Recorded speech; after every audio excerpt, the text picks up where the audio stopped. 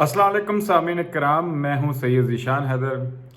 जी सामीन, ऐसा है कि मेरे पिछले व्लॉग के ऊपर काफ़ी दोस्तों की क्वेरीज आई कि जो मैंने थीसिस पेश किया कि किस तरह से इस पर इस्टेब्लिशमेंट मियाँ साहब को अल्योर करना चाहती है। वो अल्योर करना चाहती है उनको कि वो इस सिस्टम का पार्ट बन जाएं और फिर वो जो है उसको अपने साथ रखते हुए जो तब्दीलियां लाना चाहते हैं या जो ऑक्सीजन इकोनॉमी को रिवाइव कर कर लेना चाहते हैं वो ले सकें। तो इस थीसिस पे बहुत सारे क्वेश्चंस हुए और जो गुडविल जेस्चर जिन्हें मैंने कह सकते हैं या जो बेट का वर्ड मैंने यूज किया टू अट्रैक्ट पीएमएलएन, उसके ऊपर बहुत सारे क्वेश्चंस हुए। तो मैं अब थोड़ी सी उस लॉजिक को एक्सप्लेन करना चाहूंगा कि वो लॉजिक क्या है। देखिए, अगर किसी को जब आपने कोई ऑफर देनी होती है तो ऑफर देने का मकसद ये नहीं होता कि जो चीज ऑफर में दी जा रही हो वो कुल्लई तौर पर या कंप्लीटली उसको दे दी जाए। वो इस तरह से होती है कि टेबल पे रखी जाती है, अगला उठाए या ना उठाए। मैं अब एक्सप्लेन करता हूँ 1 to 1, जो जैसे मैंने आपको मुख्तलिफ चीजें बताई कि किस तरीके से उनको ऑफर किया गया। पहले आप देख लीजिए, यहां से स्टार्ट कर लेते हैं कि लंदन जाने का मौका दिया गया मियाँ साहब को, यहाँ के जेल की सोबतों से निकलकर इंग्लैंड के आरामदेह इन्वायरमेंट में जाने का मौका फराहम किया गया। अब आप ये कह सकते हैं ये अब ऐसा, ये जो ऑफर थी ऐसी तो नहीं थी जो रिवर्स हो सके।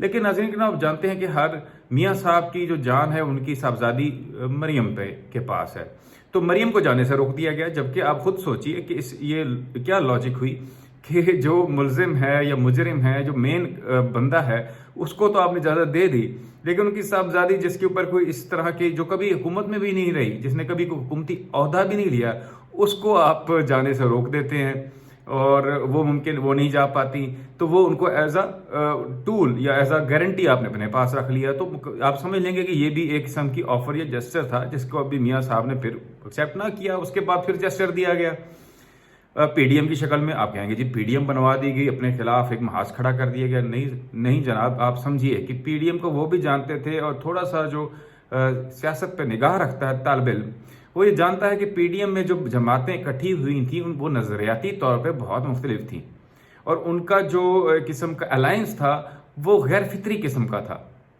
और ये चीज़ तो उन्हें भी मालूम थी। और उनको पीडीएम को जलसे कामयाब करने दिए गए और अवाम में एक दोबारा से होप आ गई कि शायद कुछ होने जा रहा है। और लेकिन इस चीज़ को भी मियाँ साहब ने एक्सेप्ट नहीं किया और उनको कॉपरेट उस तरह से वो नहीं कर सके। इसके बावजूद कि पीपल्स पार्टी ने उन्हें बहुत आमादा करने की कोशिश की कि वो दोबारा अमली सियासत में या पाकिस्तान की सियासत में उस तरीके से इन्वॉल्व हो जाए जैसे कि वो उन्हें वो आप समझ आइए मैं क्या कहना चाहता हूँ, इन्वॉल्व करना चाहते हैं। बहरहाल पीपल्स पार्टी की तर्ज सियासत और वो उसके क्या अज़ाइम है, इस पर हम अलहदा वीलॉग करेंगे। इस वक्त बात हो रही है मियाँ साहब को दी जाने वाली ऑफर्स की। तो पीडीएम को से जब काम ऐसे ना बन सका तो पीडीएम भी आप देखें डिसलॉज हो गई, ख़त्म हो गई और बिखर गई। वो ऑफर भी टेबल से हट गई। और उसके बाद आप देख लीजिए, उससे पहले आप देख लीजिए कि सेनेट के अंदर अब देखिए सेनेट के अंदर उनको गिलानी साहब को सीट लेने दी गई, और ये मौजा हुआ कि अब हुकूमती जमात के मुखालिफ कैंडिडेट जो है वो सेनेट में जीत गया। लेकिन जब इस चीज पर भी एग्री ना कर सके नून लीग को वो, तो उन्होंने क्या हुआ, अगले ही चंद दिनों के बाद सेनेट की जो चेयरमैनशिप है वो उनसे छीन ली गई। तो आप देख लीजिए कि ये कितनी हाफ हार्टेड ऑफर थी। उसके बाद आप देख लीजिए तरीन फैक्टर को लॉन्च किया गया। तरीन फैक्टर्स को लॉन्च करने का मकसद यही था कि अगेन उनको कहना कि अगर हाँ हमारे पास ऐसी पार्टी भी है जिन्हें आप ज्वाइन कर लें तो दिनों के अंदर आप पंजाब हुकूमत में पावर में आ सकते हैं, हम आपको ऐसे वोट फराहम कर सकते हैं। लेकिन ये बात भी मियाँ साहब ने एक्सेप्ट नहीं की। और मियाँ साहब की तर्ज सियासत क्या है, उनके अज़ाइम क्या, इस पर भी हम अलहदा वीलॉग करेंगे। तो इस वक्त हम प्योरली उन दोस्तों को जो ये समझना चाहते हैं फिनोमेना, उनके लिए मैं व्लॉग कर रहा हूँ, उनको समझाने के लिए। तो तरीन साहब की बात जहां तक ऑफर थी वो आप समझ सकते हैं। तरीन साहब आज तो उनके मुखालिफ हैं, कल हो सकता है कि यही और इन्हीं एमपीए एमएनए के साथ बैठकर वो खान साहब के साथ बैठे हों। जिस तरह अलीम खान साहब पे देख लें, नैब के शिकंजे में आए और उसके बाद आज वो वजीर हैं। वो धुल के उनके सब गुनाह माफ हो गए। आज एफआईए इंक्वायरी कर रही है, नैब इंक्वायरी कर रही है तरीन साहब पे। कल वो वहां से बरी होने के बाद फिर कोई रोल अदा कर रहे हो पीटीआई के लिए, इसमें कोई हैरत की बात नहीं होगी।